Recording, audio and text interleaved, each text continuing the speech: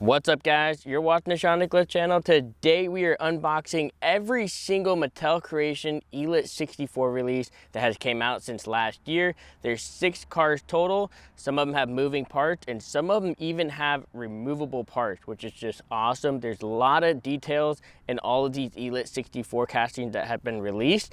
There's approximately 20 plus different parts in every single casting. I know some people have said, you know, it's just like a kind of a step above premium, but they really went far above premium with these castings, and they just all look great. So I've been very excited to get these open, and we're gonna go ahead. There's 6 releases. We're gonna go ahead and start with number 6, work our way down to number 1. They weren't released in order, so we saw that one first. We saw the Chaser first, and then I believe after that we saw the Mercedes, and then it just went in a different order. So every release was just, you know, set off not in order. But anyways, let's go ahead and start off with the most recent release, and you can still purchase this one on Mattel Creation's website. It's still up for sale. This is the Audi RS7 Sportback.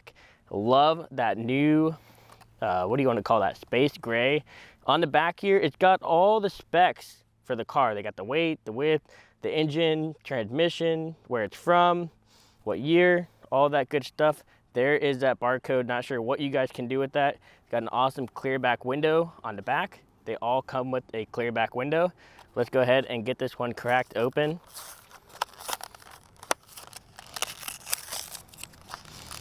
Hopefully it doesn't give me too much trouble. Wow, look at that. That just looks great. Here is the base. You can see it's got a full exhaust on there that really adds to the detail. It's got metal base, real rider wheels. There is the back, pretty cool. It's got the plate and everything.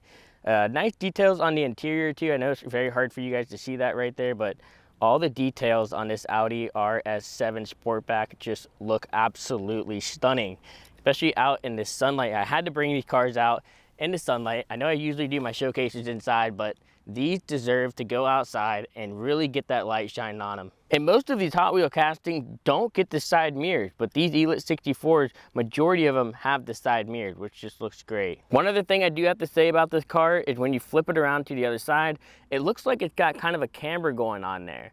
The first time Hot Wheels done negative camber was on this Chaser Elite 64, which is cool, but it looks kind of like they added it to this Audi RS7. I don't know, you guys let me know. You think there's a little bit negative camber in there? We can compare it to the Elite 64 when we get that one, sorry, the Chaser when we get that one out. But yeah, I just wanted to mention that. It looks like it's got kind of a negative camber going on there. All right, moving on to number 5, we got the Rover Defender 90 pickup. This thing looks sweet. Tons of little details like the fan, the fire extinguisher. There's some really cool stuff in here. Let's check around the back. On the back, it's got all those details if you're looking for them.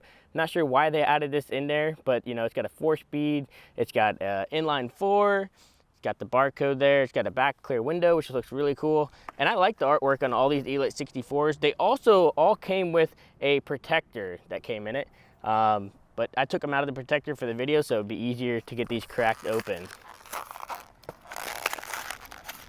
So that's nice too. You can put some premium cars into a protector if you would like, if you're going to crack them open and not use it for the Elite 64 like myself. Wow, that looks great. Tons of details. That front ram bar with the wrench, the extra lights, even that spare tire in the back, that's a real rider wheel. It's not just a plastic extra piece like they usually do, it's a real rider wheel. And it's got the fan, the fire extinguisher, even that light bar on the roof looks great. And it's got a rear metal bar protecting that spare tire in the back. And unfortunately, this casting does not have any moving parts. Here is the base on the Defender 90. There it is. Great stuff. Let's go ahead and park it up. Let's go ahead and move on to, oh man, this one is just fabulous. The Liberty Walk Lamborghini Aventador LP700 4. I love any kind of Liberty Walk, and this Lamborghini is just great. There's moving parts on this one too. We'll get to that in a second. Now on the back too, this one doesn't have any information No information, just NA. They could have left that out, but they still added it in there. I think it's because it's in sequence with all the other castings they released, so they had to leave it on there. They just didn't have the information. And maybe that's because it's a little bit wider, it's a little bit longer because of the body kit from Liberty Walk. That's my guess. 7-speed transmission, V12 motor. There's the clear back window. Let's get this thing cracked open. This is probably the most exciting one for me to open up. I've been really wanting to get this one out. I really want to play with it. I really want to remove those parts and see how easy it is to get those parts out. Look at that paint. That sparkle paint looks absolutely stunning. I have to say, I love the body kit. I love the Aventador. So this is definitely one that I'm very happy to have in the collection. All around looks great. Let's go ahead and try to get it removed. I know this back window is removable. Ooh, the whole back bumper just came off pretty easy. Now, I do know that you can remove the spoiler separate from the bumper. So there you have it. There's the bumper, there's the spoiler, and I believe this back window comes out. Oh, there we have it. We finally got it to fall off. But yeah, check that out. You can really see into the motor there. Got a nice X brace there. And check out, I'm gonna have to zoom in for you guys, but look at that.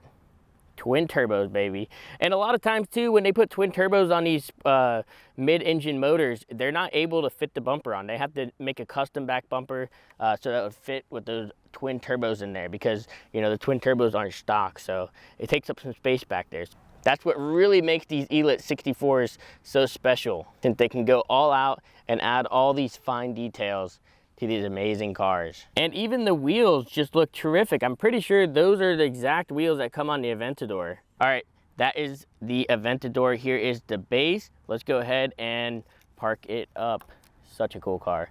All right, this is a really cool one too. This one's got a removable part as well. We got the modified 69 Ford Mustang with a huge wide body kit. Huge, absolutely huge. There's the artwork. Here is the back. It's got all those dimensions on there like all the other cars. This one's rocking 1,000 horsepower. 1,000. It's got the a licensed product Ford sticker on there too. That's pretty cool. It's got the clear back window like all of them. Let's get it cracked open and get a better look at it. I can't wait to remove that front hood. That's what I'm really excited about on this one. Wow. Just like the Aventador, this one has great paint. The Aventador has more of like a sky light blue, and this one has more of a darker blue, but it's still got those like sparkle pearl look to it, which just looks great. I kind of want to call it a candy paint because it just looks so rich. And check out those amazing wheels sitting on slicks, and it's got a nice back wing just like that Aventador too. The back wing does not come off. But look how wide it is, and the rear diffusers in the back, they are absolutely huge. This is a full-blown looking race car, or it could even be a show car because it's so low and so wide. I don't know how it would act on the track. Let's go ahead and remove that front hood. So if you remove it, it just comes off just like that. We got to get a zoom in on this because this looks absolutely fantastic. Look at those twin turbos in there. That just looks absolutely great. They did a great job on that. Very happy to see that. And I love these Elite 64s. I really do hope they add some more Elite 64s. I hope they don't end this series anytime soon. I would like to see a Corvette. That would be fantastic. All right, that is the Mustang. Very, very cool. Let's go ahead and move on to number 2, the 1986 Toyota Chaser JZX100. This is a drift car, guys. This is so cool. And nice details on the bottom there, but it's got all the details right here in the back. If you guys want to go ahead and read it, go ahead and pause it, the clear window. But also too, this is the one I mentioned that they have the negative camber wheels on there. And you can really see it on the bottom here, the negative camber wheels. I already have this one open. I was too excited when I got it.